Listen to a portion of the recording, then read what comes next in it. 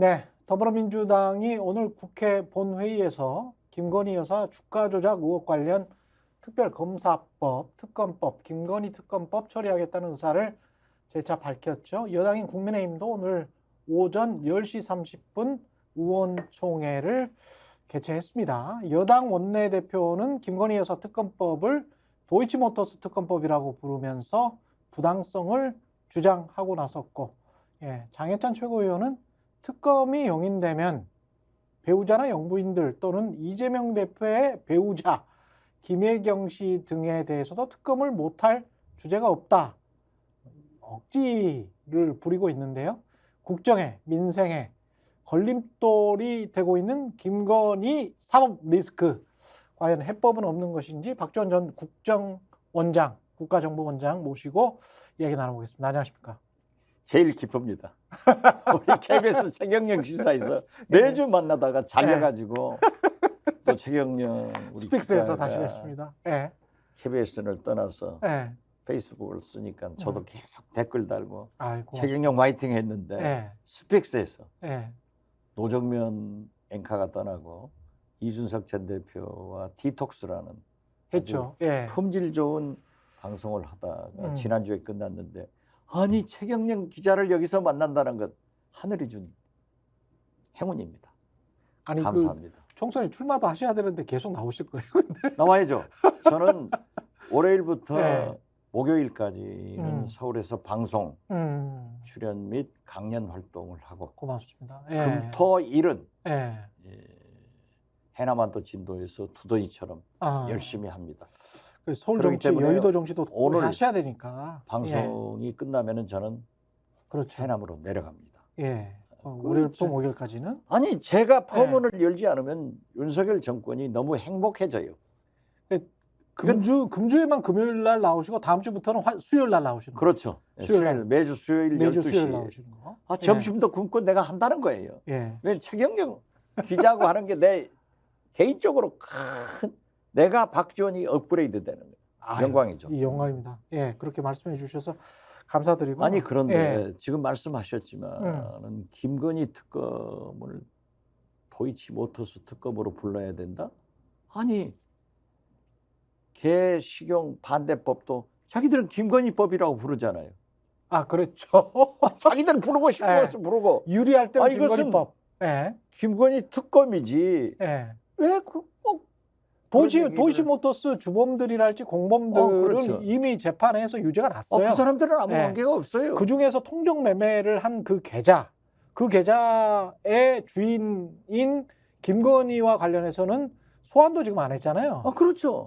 그래서 김건희 특검이라고 하는 거죠. 그렇죠. 그리고 나 답답한 것은 김건희 영부인에 대해서는 문재인 정부 검찰에서 2년간 철저히 수사를 했지만 아무것도 안 나왔다.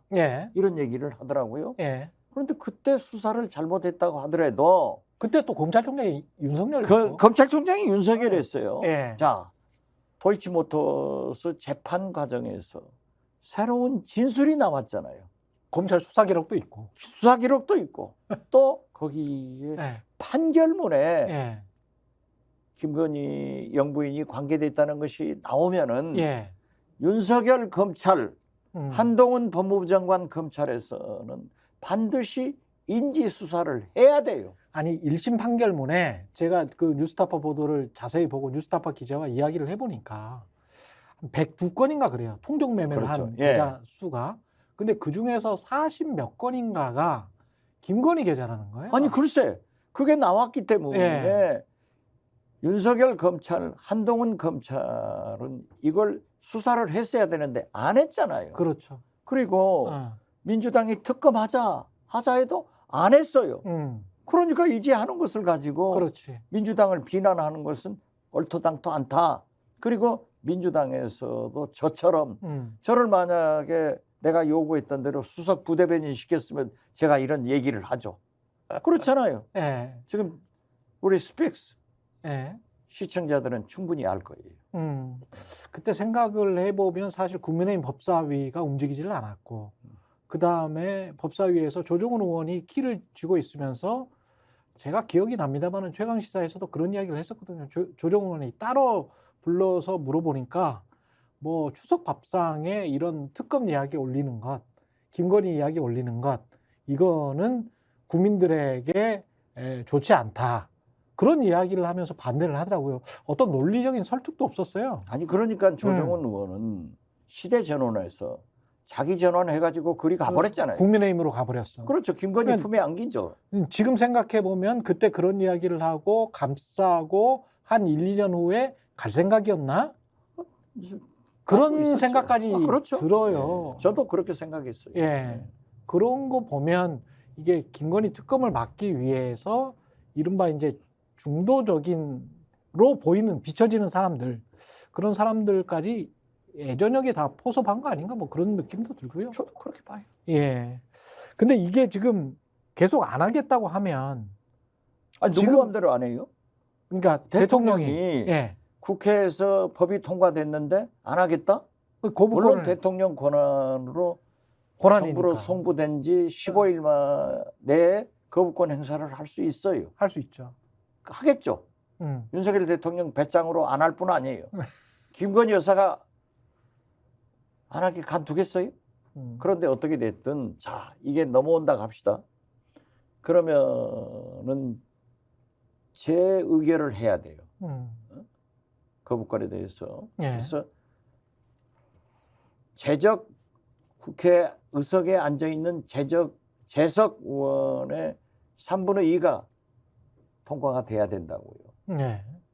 안 그런데 되잖아요. 지금 예. 보면은 대개의 법들은 며칠 내로 국회에 보고하고 뭐 표결을 해야 된다, 상정을 해야 된다 이런 게 나오는데 재결의에 대해서 시한이 안 정해져 있어요.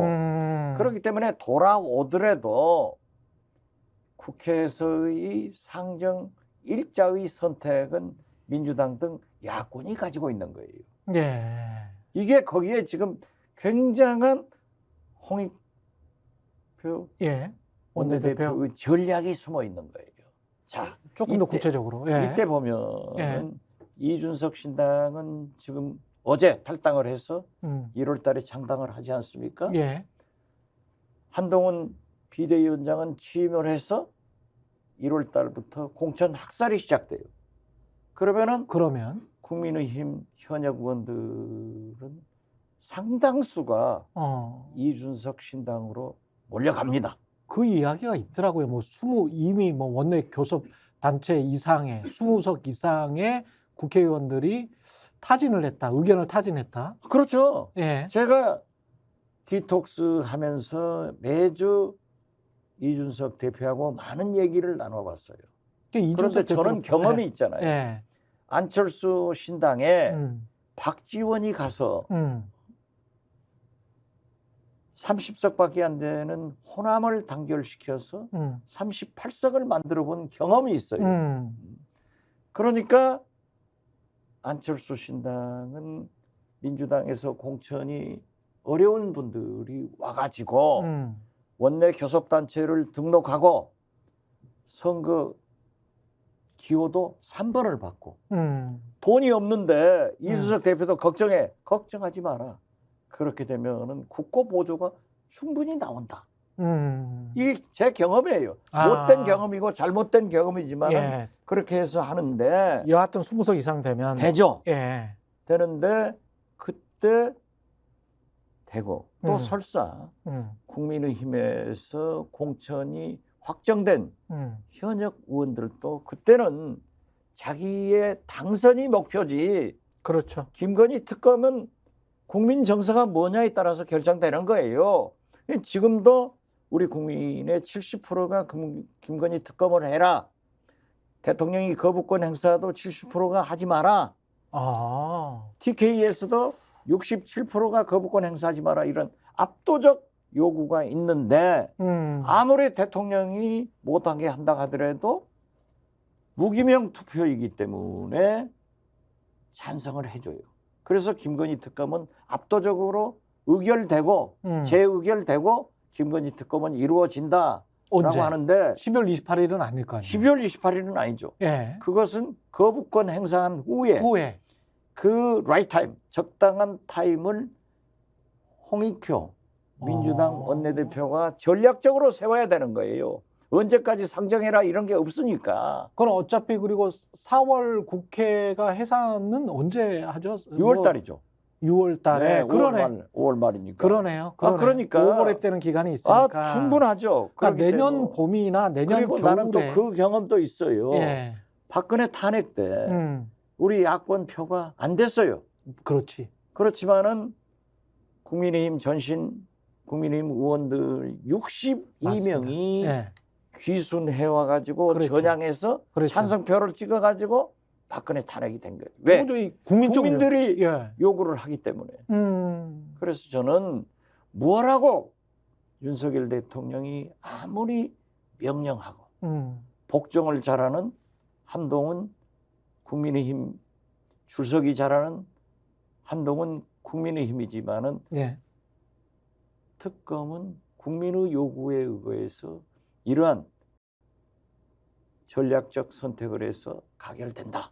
저는 그렇게 봐요. 가결된다. 가결되죠. 근데 그 재의결돼요. 시점이 중요할 것 같습니다. 만약에 시점은 예. 4월 10일이 선거 아니에요. 예. 총선 그렇기 전에. 때문에 총선 전에 해야죠. 아니 근데 총선 전에 한다고 하더라도 총선 전에 임박해서 하면 그거는 지금 현재 야권의 승리로 기록되겠지만 아주 이른 시기에 그러니까 뭐 1월이랄지 2월에 만약에 한다면 1월이랄지 2월에 한다면 그거는 여권에서 여권의 어떤 혁신의 어떤 무기, 카드 이렇게 활용할 수도 있는 거 아니에요? 아니 그것은 예. 지금 한동훈 비대위원장이 제2의 노태우 길을 간다. 직선제 개혁 같은 그렇죠. 이런 쇼를 하려고 하는 거죠. 예. 그렇지만 우리 국민이 한 번 속은 일을 두 번 속아요? 음. 민주당이 잘하고 있다니까 이번에는 잘하고 있는 거예요. 그렇기 때문에 저는 총선 전에 된다. 일부 보수 언론에서 총선 후에 특검을 하자 이런 안을 냈더라고요. 그렇죠. 조선일보가 그러니까 치고 들어왔죠. 예. 그것도 예. 한동훈 장관이 구실을 줬어요. 악법이라고 하면서 어쩌고 저쩌고 하니까 그런 뉘앙스가 있으니까 그렇게 들어갔는데 그렇죠. 그걸 보고 윤석열 대통령이 대노했다. 이 보도를 뉴스원이 하니까 아니다. 하니까는 뭐 철회하고 뭐 이상한 보도가 나왔지만은 제가 볼 때는 아니 땐 굴뚝에 연기가 날까? 저는 그렇게도 생각해요. 플랜 B가 계속 작동하고 있을 것이다. 하고 있죠. 그렇지만은 예. 이것만은 안 된다 이거예요. 플랜 B 아니라 플랜 C도 작동해도 안 된다. 그리고 이미 국민들이 그러한 얘기를 하고 제가 그 얘기를 했어요. 자, 어째서 김건희 특검만 영부인만 특별 대우를 받으려고 하냐? 그러면은 총선 후로 이재명 수사 재판도 송영길 수사 재판도 박지원도 재판받고 있는 다 총선 후로 하자. 돈봉투 20명도 다 총선 후로 하자. 왜 영부인만 특별 대우 받으려고 하냐? 네. 어디가 무슨 대한민국 헌법에 영부인은 걸리면 총선 후에 하라고 돼 있냐? 없어요. 그 명분이 안 돼요. 절대 지금 보세요. 서울의범 1000만이 넘잖아요. 1000만이 넘었지. 군 하나의 두목원 그런 나쁜 짓을 했기 때문에 그 영화에서는 성공으로 나오지만은 역사는 현실은 완전히 실패했잖아요. 예. 그렇기 때문에 군 하나의 두목은 죽어서도 땅으로 돌아갈 권리를 역사가 국민이 박탈해 버리잖아요. 그런데 검찰 하나가 기획된 대로 간다? 이건 아니죠. 우리 국민의 민주적 감성과 인지도가 엄청나게 높아요. 안 돼요. 근데 아무리 그렇다고 하더라도 이게 지금 우리가 박 원장님이랑 정치적 상상력을 발휘해서 그렇게 될 것이다. 뭐 이렇게. 상상력이 아니라 실제예요. 실제. 제가 최강시사에 나가서 얘기한 대로 안 된 게 뭐 있어요? 이준석 신당 창당한다. 작년부터 했잖아요. 그렇죠.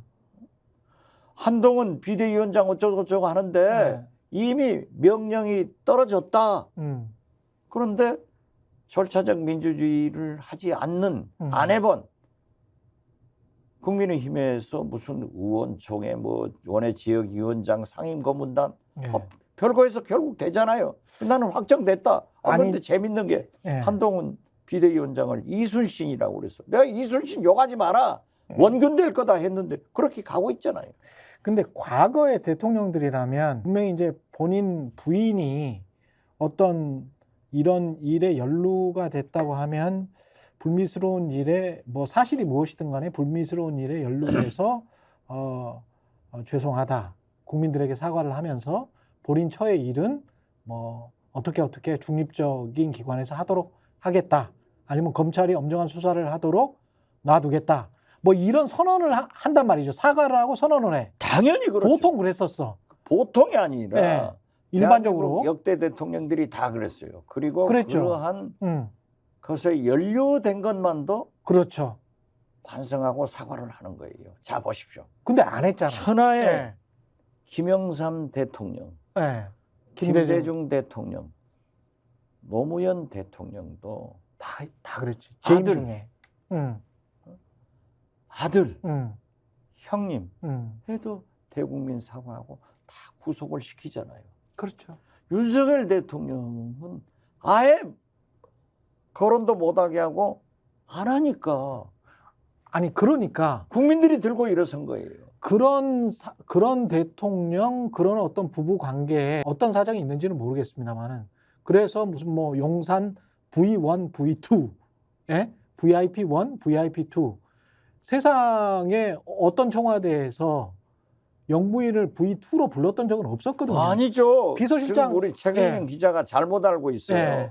우리나라 대통령은 김건희, 예. 아 그렇군요. 윤석열 영부나 아, V1이 김건희, 아 그렇게 됐습니까? V2가 윤석열. 예. 이게 국민들이 회자하고 있는 거예요. 아니 MBC 그 청와대 용산 대통령실 출입했던 이기주 기자. 예. 이기주 기자는 대통령실의 출입 기자들은 그렇게 불렀다는 거예요. 대통령실 그렇죠. 관계자랑 어. V1, V2로. 아니 그렇죠. 아니 근데 V2로 김건희든 누구든 이렇게 호칭을 한다면 아니 그런 것이 세상에 없다니까요. 세상에 VIP라는 단어는 제가 들어봤지만 V2라는 거는 없었었잖아요. 아니 그러니까 예.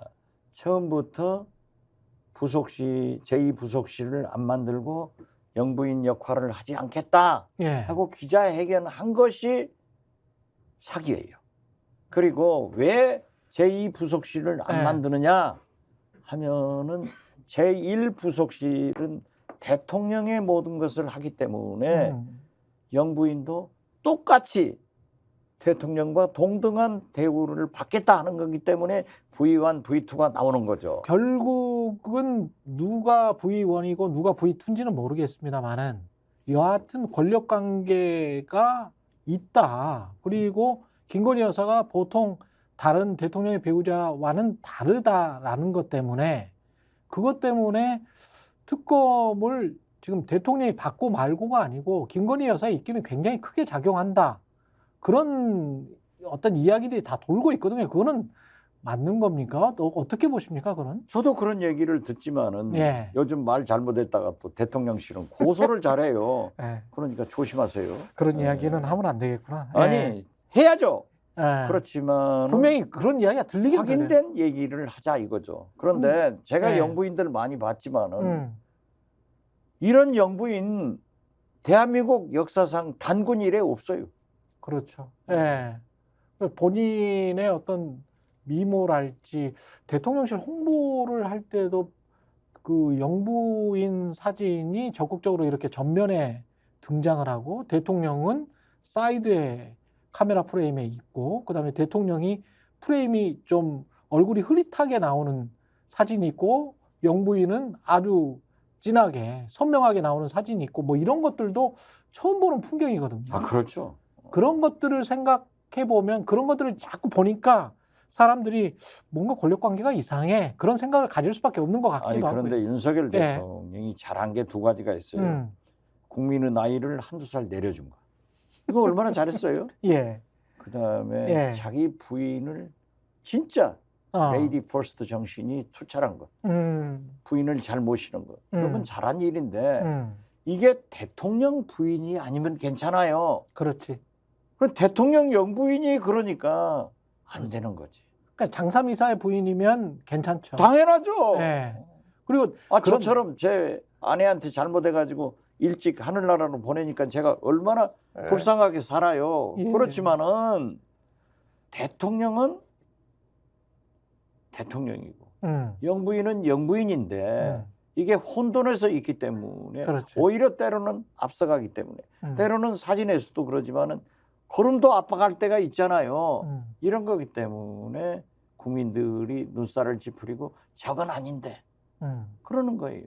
근데 이거를 총선 이전에 정리를 해버리는 게 어떤 김건희 리스크를 정리를 하는 게 국민의힘 입장이나 대통령 입장에서는 훨씬 더 낫지 않습니까? 총선 낫죠. 이후까지 끌고 가면 난데 예. 지금 특검법이 통과돼서 뭐 재결의를 하더라도 거부권 행사에서 재결의 하더라도 진행이 그렇게 빨리 안 돼요.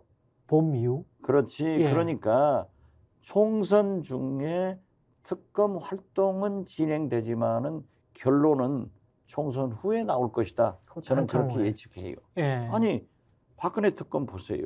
그게 만약에 얼마나 총선이 걸렸지. 예. 총선 전후가 된다고 하더라도 특검이 실시가 되면 그게 또 대선까지도 영향을 미칠 수가 있겠네요. 당연하죠. 그럼 그 국민의힘은 결과에 따라서는 엄청난 것이 나올 수 있어요. 그리고 그게 이제 만약에 확정이 된다면 예. 그게 사실은 또 이재명의 재판 결과에 따라서 어떻게 될 것이다, 저렇게 될 것이다, 뭐 이런 이야기를 많이 했었잖아요. 국민의힘 측에서는 특히. 그렇죠. 예. 그러면 이게 또 하나의 어떤 리스크가 있으면서 그게 한쪽에서는 이렇게 나오고 한쪽에서는 달리 나오면 그게 대선까지 좌우할 수도 있겠습니다. 아, 당연히 그러죠. 그러니까 이게 보통 내관이 아니라니까요. 보통 내관이 아니에요. 그렇기 때문에 죽어도 안 하려고 하고 죽어도 김건희 여사가 그렇게 화난다는 일부 풍문이 거의 사실인 것 아닌가 이렇게 생각이 돼요. 근데 국민의힘이나 집권 여당 그리고 그 정부 입장에서 그리고 대통령 입장에서는 이거를 눌러 막을 수 있는 힘이나 권력이 있나요? 국민들이 다 알고 싶어 하는데 안 되죠. 할 수가 있는 다른 방법이 있을까요? 군사혁명에서 뭐 자유당 때처럼 국회의원을 싹 잡아 넣어버린다면 별 문제지만은 그렇지. 아니 국회의원들이 행사를 하는데 네. 그걸 누가 막아요? 안 돼요. 아니 근데 그런 것 때문에 혹시 이제 이른바 야권에서 이야기하는 언론 장악, 방송 장악을 한 것이 아닌가 그런 생각도 그렇죠. 그렇지만은 방송 장악도 안 되잖아요. 저 보세요. 해봐야. 이동관 네. 방통위원장 여지없이 탄핵하니까 사퇴해버리잖아요. 그렇죠. 저는 김홍일 방통위원장도 된다고 하더라도 그런 끼미 부내면 탄핵해야 돼요.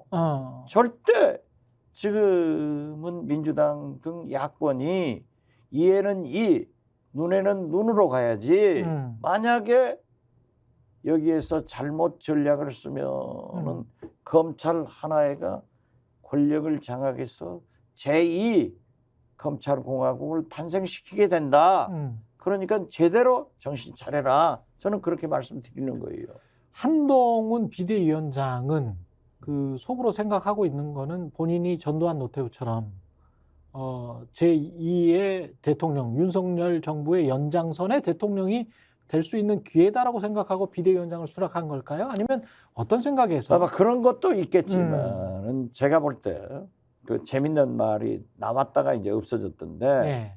대통령실에서 한동훈 비대위원장 설이 나올 때 아바타다, 그랬죠. 쌍둥이다, 동생이다 어쩌고 하니까 윤석열 대통령의 말을 제일 안 듣는 사람이 한동훈이다 하는 것을 흘려낸 적이 있어요. 그랬죠. 아무도 믿지 않잖아요. 예. 검찰은 명령을 하고 복종을 하는 검사 동일체 원칙이 있잖아요. 제일 가깝잖아요. 그렇기 때문에 저는 그러한 목적도 있었겠지만은 제가 볼 때는 두 가지 목적이 더 있었을 거예요. 예. 첫째는 김건희 특검을 막아본다. 어떻게든 막자. 네. 두 번째는 지금 현재 내년 총선의 검핵관, 검찰 출신들로 완전히 물갈이를 해서 윤석열 당을 만들어서 한동훈 비대위원장이 대통령의 길로 가게 한다.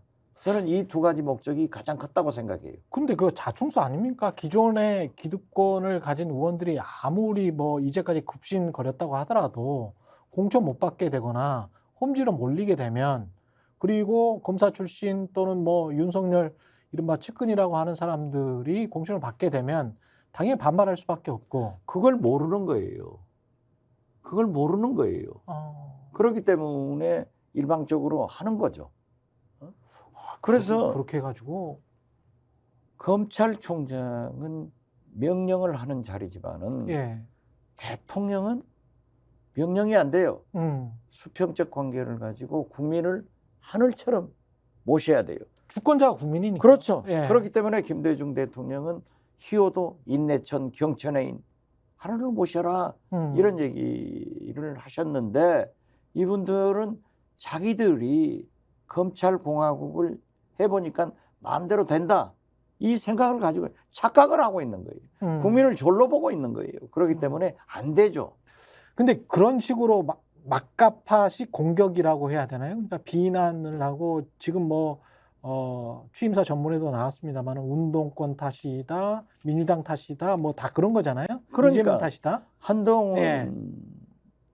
비대위원장의 취임사 제1성이 음, 이재명 민주당과 운동권 정치를 청산하겠다. 그렇죠. 이것은요 검찰총장 취임사하고 같아요. 검찰총장이 취임사할 때는 범죄와의 전쟁을 벌이겠다 이런 얘기를 할 수 있는데, 한동훈 비대위원장은 여기에서 홍준표 대구시장이 그런 얘기를 하더라고요. 저한테 형님이에요. 형님, 자기가 정치를 하면서 검사 티를 벗는데 3선 되니까 벗어집니다. 3선 정도는 돼야. 8년 되니까 벗어지더라. 이 사람들은 그게 안 되는 거예요. 그러니까 저렇게 무지막지한 서초동 사투리로 제1성을 하더라고요. 서초동 사투리. 그렇죠. 예. 한동훈 비대위원장은 성공하려면은 서초동 사투리를 버리고 여의도 문법 표준말을 써야 돼요.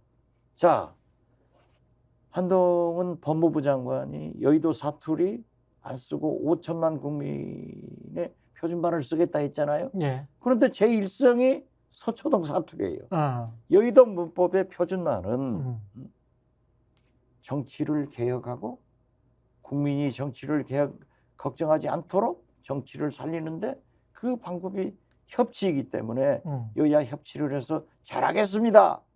이게 정석 아니에요? 그런데 이재명 민주당 운동권 정치를 척결한다. 이것은 마치 윤석열 대통령이 민주주의의 양날개인 진보를 비판하는 야당을 비판하는 언론을 반대하는 야당을 공산 전체 세력이라고 한 얘기하고 딱 일맥상통하잖아요. 반국가 세력. 그렇죠. 예. 반국가 세력이다. 자, 그러듯이 이렇게 서초동 사투리를 쓰는 사람들이 정치를 하면 안 되는데, 그런 걸 가지고 김건희 특검도 하지 않고 또 노태우처럼 6.29 직선제 선언 같은 것을 해보려고 하는 그런 쇼를 준비하지만은 아니올시다. 우리 국민의 민주주의 감성과 인지 지수가 굉장히 높아요. 근데 얼마나 높아졌는지 거기에 대해서는 저는 약간 회의적인 게, 이런 거는 있습니다. 과거에 IMF 환란 위기가 왔었잖아요. 그거를 불러 일으킨 뭐 김영삼 전 대통령이 공격도 큽니다만, 여하튼 IMF 환란 위기가 왔고 김대중 대통령이 당선이 됐잖아요. 그런 국가가 망하는 상황에도 겨우 당선됐거든요. 그때 40만 표 차였던가요? 그렇죠. 40만 표 차로 당선이 됐어요. 그리고 박근혜 전 대통령이 탄핵을 당했던 그 상황에서도 자유한국당은 하여간 지금 다시 되살아났습니다. 그래서 국민의힘이 됐잖아요. 그리고 재집권에 성공을 했고, 그러면 그런 것들을 보면 그 한 30% 정도의 굉장히 안정적인 지지층을 가지고 뭔가를 다 할 수 있다. 최소한 우리 거는 지킬 수 있다. 그런 생각을 가지고 있는지도 모르겠다. 있죠. 예. 그렇기 때문에 윤석열 대통령은 0.7% 차이로 대통령이 됐지만 그 순간 잊어먹어야 돼요. 나는 100% 대통령으로서 100% 국민을 위한 국정을 해야겠다라고 생각을 하는데 윤석열 대통령은 지금 태극기 부대 30% 전후의 지지를 받고 있잖아요. 예. 딱 거기만 상대를 하는 거예요. 70% 국민이 특검을 찬성하는데도 30% 국민은 반대하기 때문에 거기만 쳐다보는 거예요. 그렇기 때문에 그러한 편향된 정치를 하는 거고, 또 보면은 사실 보수 기득권들이 그만큼 강한 거예요. 강하죠. 예. 강하기 때문에 그걸 내놓지 않으려고 하는데 진보 세력들은 또 분열도 잘하잖아요. 그렇지만 이번에는 보수가 어제 이준석 전 대표가 탈당을 했고 태동을 하는데 민주당도 또 흔들흔들 한단 말이에요. 그렇기 때문에 문제가 있지만은 제가 볼 때는 그러한 표 차이가 문제가 아니라 이러한 생각을 가지고 있는 대통령의 심판론이 주요하기 때문에 내년 총선도 승리를 해야 되고 정권 교체도 반드시 이루어갈 수 있다. 만약에 총선에 우리가 야권이 패배를 하면은 윤석열 독주 정권이 의회 권력까지 장악했을 때 무소불위에 이 나라가 어떻게 될 거예요. 그렇기 때문에 우리 국민들은 잘 알고 있어서 나는 거기까지는 걱정하지 않는다, 이렇게 말씀드립니다. 얼마나 표를 줄지 그게 저는 좀 궁금한 게, 야권에 30% 안팎의 지지를 얻고 있는 윤석열 대통령이 있는데, 그러면 60, 70%가 민주당이나 야권에 다 가야 되는데 60, 70%는 또 지지를 얻고 있지는 못하죠. 오히려 뭐 30% 중반대의 민주당과 30% 중반대의 국민의힘이 지금 맞짱을 뜨고 있는 그런 상황이란 말입니다. 그러면 30% 정도의 대통령 지지율에도 불구하고 60, 70%의 총선 승리를, 그게 진짜 큰 대승이잖아요. 그렇죠. 그 대승을 담보하지 못하는 이유는 뭡니까? 그럼 뭘 해야 대승을 할 수가 있습니까? 민주당은? 글쎄요, 이제 그게 예. 정치 공학적으로나 뭐 전략적으로 어떻게 설명할 수는 없어요. 예. 그렇지만은 정치는 60%가 100%입니다. 60%가 100%다. 예, 항상 30, 40% 비주류, 반대 세력이 있기 마련이란 말이에요.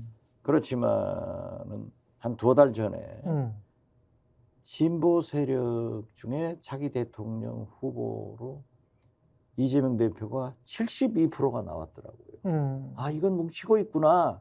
상대적으로 보수 중에서 후보는 한동훈 후보가 41% 나왔더라고요. 예. 그래서 야, 이게 상당히 뭉쳐가는구나 했더니 최근에는 또 달리 나왔죠. 또 달리 이 한동훈 후보가 이재명 후보보다 오차 범위에서 앞섰어요. 이런 엎치락뒤치락이 있었지만은 제가 볼 때는 그렇게 60, 70%의 압도적 지지를 받는 그런 선거 결과는 나오지 않을 것이다.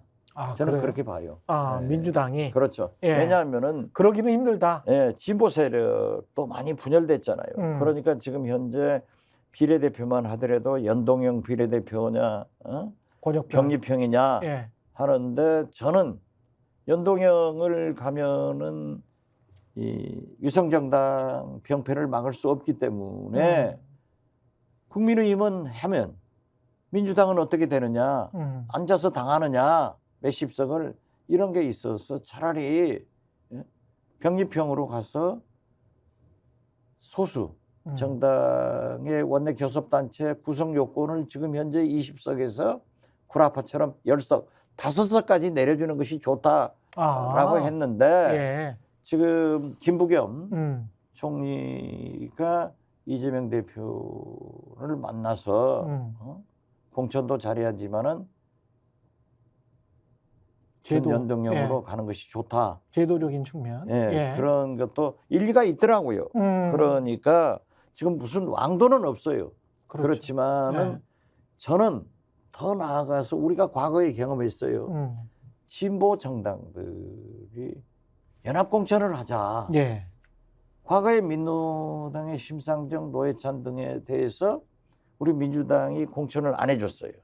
또 지방선거에서도 민노당한테 기초단체장이나 기초의원들, 광역의원들을 양보해서 같이 해가지고 승리한 적이 있거든요. 그래서 그러한 진보단체의 빅텐트를 써서 그러한 것도 생각해 볼 만한 한 문제가 있다. 그렇지만은 아직까지 진전은 없는 것 같아요. 호남 민심은 어떻게 봐야 될까요? 호남 민심은 최종 호남 민심은요. 첫째, 이낙연 창당에 대해서는 엄청나게 반대합니다. 그 증명이 뭐냐? 호남 민주당으로 총선을 출마하려고 하는 사람치고 하나도 안 따라간다. 이낙연을 안 따라가요. 그리고 체감은 하세요? 유권자들 하죠. 예. 자, 제 말씀 들어보세요. 소위 이낙연 대표의 최측근인 광주 동남갑인가? 예. 이병훈 의원도 저한테 전화를 해서 원장님 저 따라가지 않는다고 방송에 나가면 말씀해 주십시오. 이낙연 전 최측근인데. 대표의 고향 광주 일고 후배 전남지사로 가니까 선거구를 물려받은 이계호 민주당 정책위 의장도 안 따라가요. 이것이 증명이고 그러네. 바닥에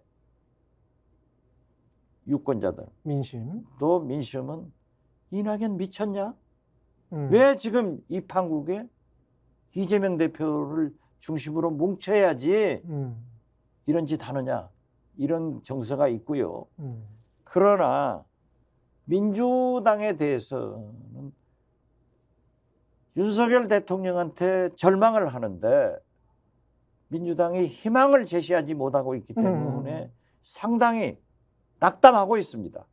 그래서 나는 총선에도 과거 안철수, 박지원의 국민의힘, 안철수 당 같은 결론은 안 나온다고 하더라도 공천을 잘못하면 무소속 의원들이 많이 진출할 수 있는 개연성이 있다. 그것이 지난 2년 전에 지방선거하고 똑같은 결과가 있다. 그러니까 민주당은 단결하고 강한 민주당에 대해서 윤석열 독주 정권하고 싸우는 그런 개혁된 모습을 보여야 된다. 이낙연에 대해서는 지지가 없고 이재명에 대해서는 충성심이 있지만은 민주당 전체에 대한 실망도 크다. 이렇게 볼 수 있어요. 이낙연 총리가 저렇게 하는 거는 일종의 그 대선 때 어떤 보복 심리, 복수 심리, 뭐 이런 것, 그 다음에 좀 인정을 하지 않으려는 어떤 마음 이런 게 좀 있을까요? 제가 그제 예. 밤에 여의도 공원에서 저는 2시간씩 운동을 하는데요. 그러시죠. 예. 파크원 빌딩 불이 얼마나 아름다워요. 거기에 둥근 달이 멋있어요. 내가 사진을 찍어가지고 내 페이스북에 올려놨는데 그 달을 보면은 우리 어머니들도 할머니들도 저도 그런 달을 보면은 비는 버릇이 있잖아요. 예, 그렇죠. 거기서 빌면서 나는 민주당의 단결과 이낙연 전 대표 돌아오세요. 라고 했어요. 저는 지금 이 순간도 이낙연 전 대표가 태생적으로 성격적으로 탈당해서 창당할 사람은 아닙니다. 그러나 민주당이 이낙연 전 대표를 악마화해서도 안 돼요. 그래서 저는 이재명 대표가 만나라. 그러니까 만나겠다. 만나서 설득해라. 네, 그렇죠. 그러면은 이재명 대표가 만나자고 손을 내밀었으면은 이낙연 전 대표도 손을 잡아야지. 왜 발을 내밀어? 어? 뭐 사진만 찍고는 안 한다? 그리고 말도 안 되는 게 대표가 사퇴하고 공동 비대위원장으로 가자. 자, DJ도 사퇴한 적이 있다. DJ는 선거에 패배하고 사퇴를 했어요. 이낙연이 주장하는 것은 틀린 거예요. 이재명 대표는 최근에 있었던 강남구청장 보선에서 압도적 승리를 했잖아요. 강서구청장. 강서구청장. 예. 참. 그걸 왜 가요? 그래서 저는 그런 얘기 하지 말고 이낙연 대표 당신도 이재명이 집으로라도 찾아가서 한번 해포를 불어봐라 하는 거예요. 그래서 저는 이 순간도 이낙연 전 대표가 나가서는 안 되고 돌아와요. 민주당으로 부산항에 이런 노래를 부르고 싶어요. 안 될 겁니다. 지금 뭐 12월 말까지 어쩌고 저쩌고 했는데 예. 최근 오늘 그러니까 어제 그 폴리뉴스 예. 인터뷰를 보면은 조금 더 톤 다운 됐더라고요. 신당은 없을 것이다. 저는 그렇게 봐요. 예. 어떻게 될지 모르겠네요. 예. 오늘은 여기까지 예. 박지원 전 국정원장이었습니다. 고맙습니다. 예. 돌아와서 반가워요. 예. 이낙연도 같이 데리고 오세요.